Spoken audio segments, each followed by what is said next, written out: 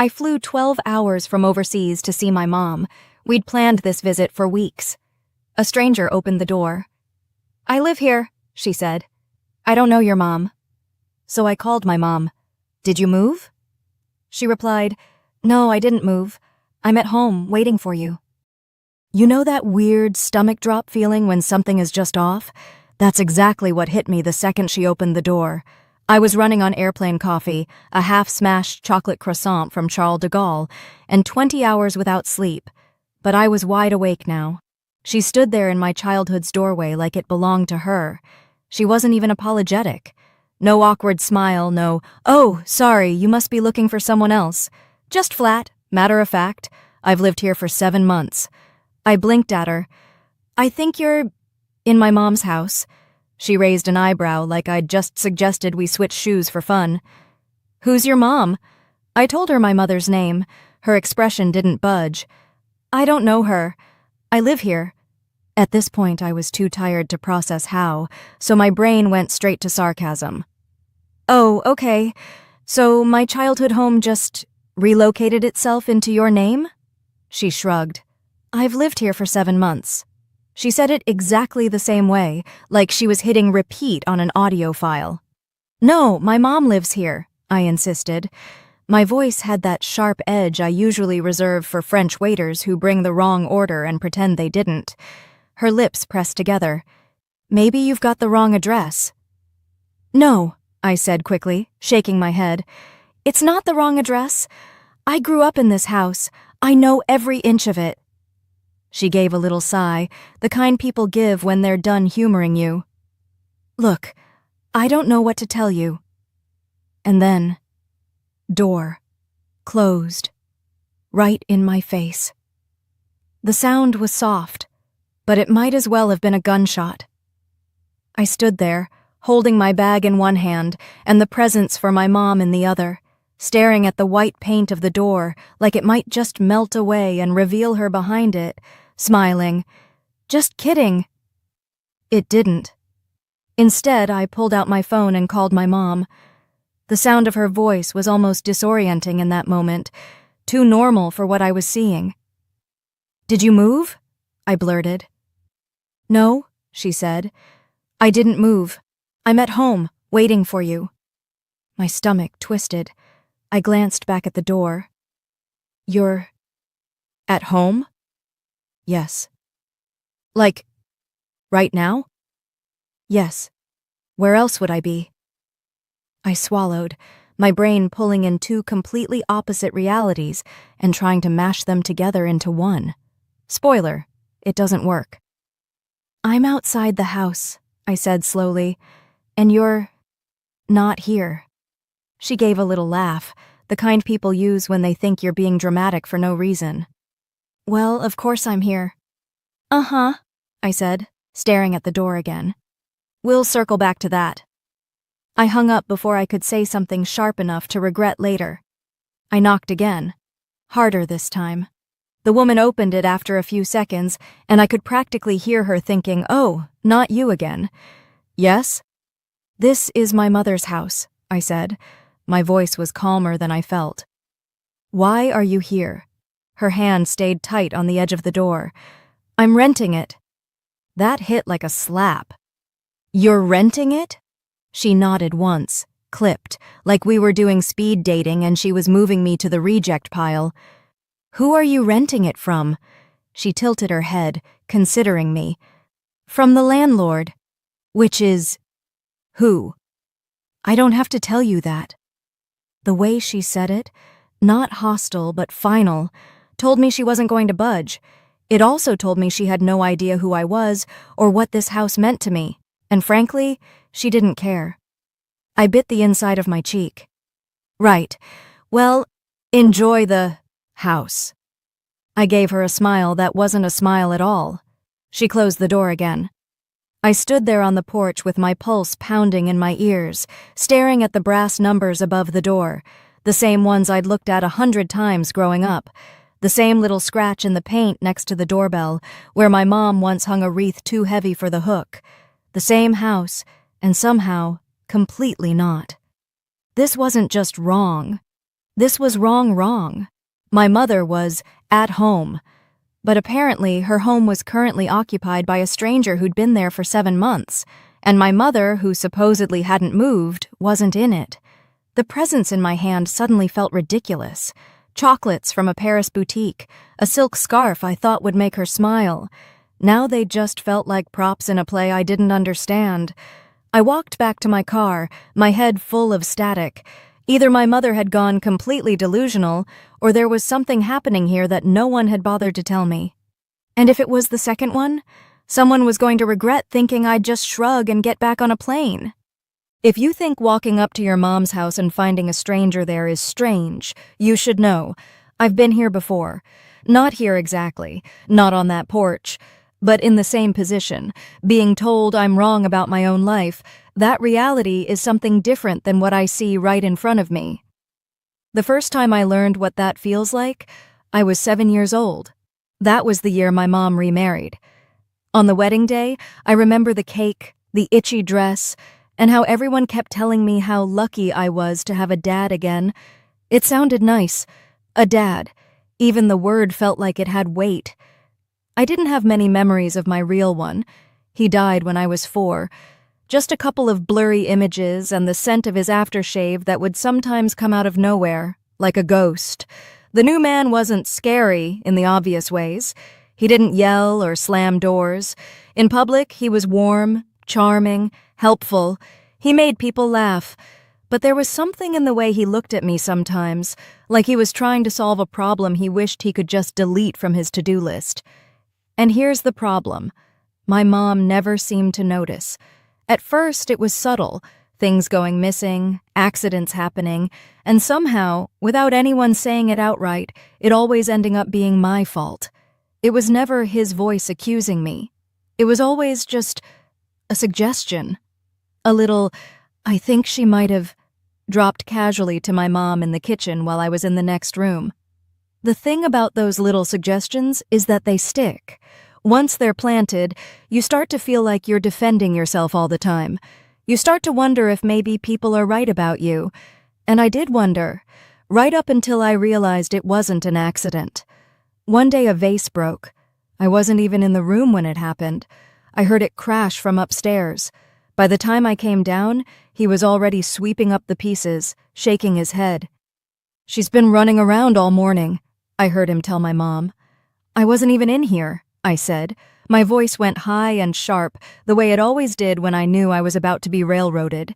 He looked at me with that calm, patronizing expression I'd later come to hate, like I was a child making up stories. "You probably didn't mean to," he said, "but you need to be more careful." And that was that. My mom gave me the disappointed mom look, and I went to my room feeling smaller than ever. If that had been the only time, maybe it wouldn't have gotten under my skin. But it wasn't. It happened again and again. Always just enough to make me look bad, never enough to make him look like the villain. Then the new kids came. First my half-sister when I was 7, then my half-brother 2 years later. And just like that, they had their real family, the one I wasn't really part of. Not in the way they were part of each other. Don't get me wrong. My mom still loved me, I know she did, but she loved them with a kind of excitement she didn't have for me. Every milestone they hit was an event. With me, it was just expected. And him? He adored them, praised them, bought them little gifts. With me, the best I could hope for was to be tolerated. The worst was when he'd take their side over something I hadn't done. The amusement park incident is burned into my brain. It was a perfect day. Or it should have been. Cotton candy, roller coasters, the works. Then, in line for the log ride, my half-sister started crying and said I'd pushed her. Total fiction. I hadn't even touched her. He crouched down, comforting her, shooting me a glance that said, "I've got you now." Then he took her and my brother aside, whispering low. I couldn't hear what he said, but I knew it wasn't good. On the drive home, my mom was quiet. Too quiet. And when we got back, I was told I was grounded for hurting my sister. No discussion, no chance to explain. That night, I heard him in the kitchen, telling my mom I was jealous of them, that it wasn't healthy. I lay in bed frozen, my heart pounding. That was the first night I really understood the power he had, not over me, but over her. He could decide what I'd done, and she'd believe him. I was terrified, not of him hurting me. He never would. No, I was scared of something worse, that he could rewrite me, that he could decide who I was and my own mother would see that version instead of me. That's the kind of fear that doesn't go away, even when you grow up. By my late teens, I was counting the days until I could leave. I did okay in school, made friends, kept myself busy, but inside, I was always on guard, hyper-aware of how things might be twisted against me. When my mom and he finally divorced, I was already in my early 20s. My siblings stayed close to him. They had no reason not to. He'd been good to them, and maybe they believed his version of me too. After that, life moved fast. College, jobs, and then the big leap. France. It felt like I was finally out from under the shadow of all that. I kept my share of the house, my half from my dad's will, but never once thought about using it. It was my mom's home. I wanted her to have it. We kept in touch, of course. Calls, occasional visits. Things were fine. Not perfect. The favoritism toward my siblings didn't magically disappear, but there was an open conflict. Then, about a year ago, I started to notice something different. My mom was cooler on the phone. Distracted. She'd cut conversations short. I told myself it was nothing. Maybe she was busy, maybe tired. We still talked, just not the same way. And here's the thing about that kind of slow drift. You don't notice it's happening until you're already far from where you started. After 2 years abroad without seeing her in person, I decided I needed to come back for a visit. I missed her. I missed home. I missed feeling like part of the family, even if I'd never completely been one of them. So I called. Told her I was coming. She sounded pleased, said she'd be at home.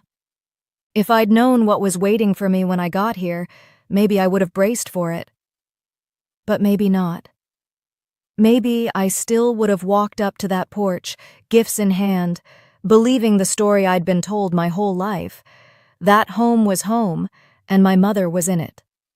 Turns out, I didn't know a damn thing. I was still standing on the sidewalk in front of my childhood's house when I called my mom again. My fingers were cold, even though it wasn't cold out. "Hey, can you give me your address?" I tried to sound casual, like I wasn't looking at a front door that now belonged to a stranger. There was a pause. "Why do you need my address?"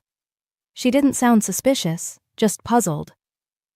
I just want to make sure I'm heading to the right place," I said. She chuckled, like this was a minor quirk of mine. "It hasn't changed." Then she rattled it off, an address across town.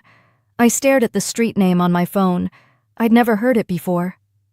"I'll be there soon," I said, and hung up before she could ask anything else. I called an Uber. The driver didn't say a word, which was fine by me. As we crossed the city, the blocks got shabbier, cracked sidewalks, pawn shops, the kind of convenience stores with bars on the windows. My stomach felt heavier the closer we got. Her building was a tall gray slab with flickering lobby lights and chipped tile floors. I took the stairs. Each landing smelled faintly of fried food and something older, harder to place. When she opened the door, I forgot my prepared line. She looked smaller than I remembered, standing in a one-room studio that barely had space for the bed, a table, and 2 mismatched chairs. A hot plate sat on the counter like it was the whole kitchen.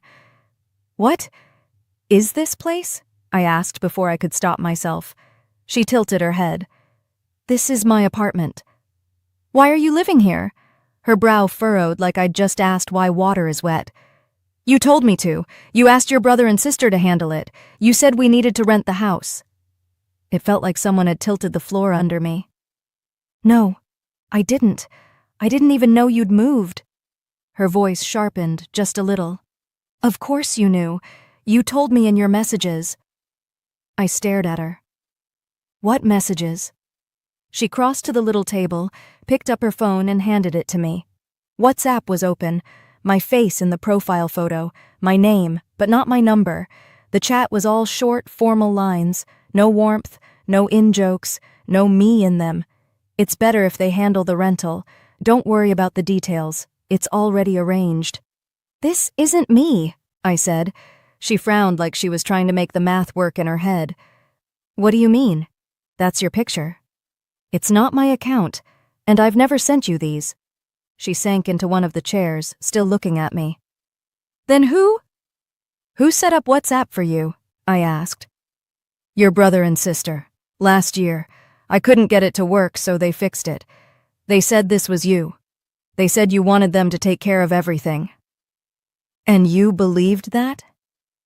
It slipped out sharper than I meant. She gave me a look. Why wouldn't I? They were here. I thought they were helping. They told you I didn't want to talk to you about it? They said you'd get upset if we discussed it on the phone, that you'd made up your mind. I swallowed hard.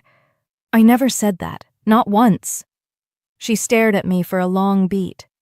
So you didn't ask them to rent the house? No. Her shoulders sagged. Then I don't know what to think. We sat there, the phone between us like it was a third person. I picked it up and scrolled back. The rental idea didn't come as a demand. It crept in, little comments, then more frequent, until it was treated like a done deal. The messages started sounding like arrangements had already been made, even though I'd never agreed to anything. I set the phone down. Mom, these aren't from me. I wouldn't move you out without talking to you. I wouldn't do this. Her mouth trembled slightly. All this time, I thought you... She stopped, looked down. I thought they were the ones on my side. That you'd... changed. Changed how? Stopped caring, she said softly. That you didn't want me in the house anymore. I shook my head. No, never. She exhaled slowly, like air leaving a balloon.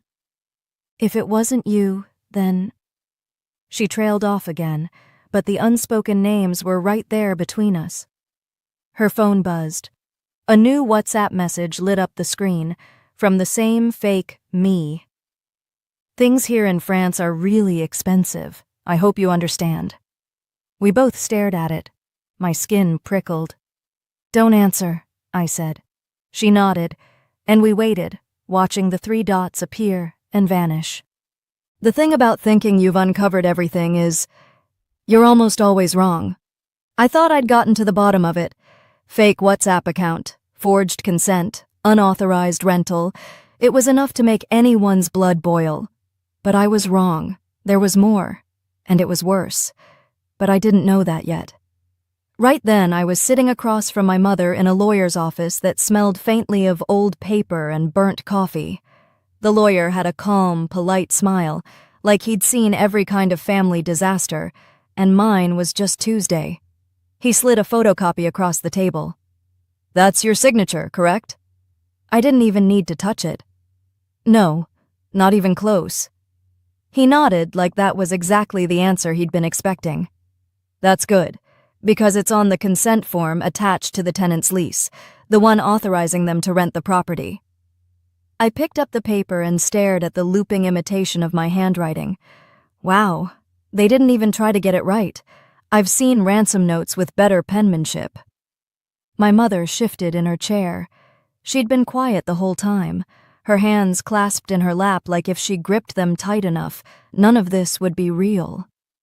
The lawyer cleared his throat. The account the rent has been going to is in your sister's name. That's where we start. That was enough to light the fuse. We had leverage now, the kind that could be used in a courtroom or whispered into someone's ear until they caved. Forgery is one of those words people don't want anywhere near their name. We didn't wait. 2 days later, my mother and I stood in my sister's kitchen. She was leaning against the counter, arms crossed, while my brother sat at the table pretending to check something on his phone. I put the lease copy on the counter between us. You want to explain this?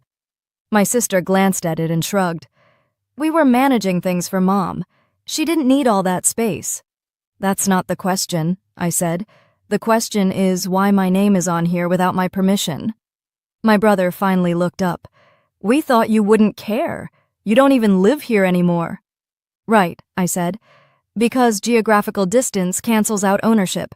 That's in the Constitution, isn't it? They didn't laugh. My mother stepped forward. You will return the rent money. All of it. My sister's mouth twitched. It's not that simple. Why not? I asked. We don't have it, my brother said. The room went very still. What do you mean you don't have it? He hesitated just long enough for me to know something was about to break loose.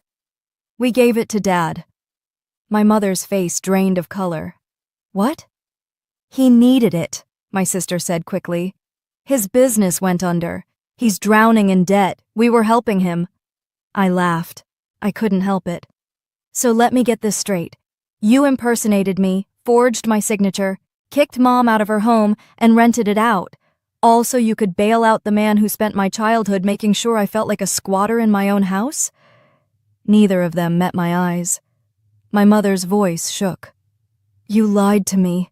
For months. I thought you were protecting me from her. She gestured toward me. But you were protecting him? My sister straightened, her chin up like she was making some noble confession. He's our father. We couldn't just let him sink. You didn't just let him sink, I said. You threw my mother overboard to build him a raft. The rest of the conversation was short and ugly. I told them we had proof of the forgery, proof of the payments, proof they'd used the property without consent, and I told them exactly what the lawyer had said. We could take it to court or the police. They chose the third option, repay every cent. They didn't have it anymore, which meant it would come out of their pockets. Monthly payments until the full amount was back in my mother's account, plus damages. The lease was terminated within the week. The tenant, understandably furious, moved out without penalty. By the end of the month, my mother was back in the house. Her house. Our house.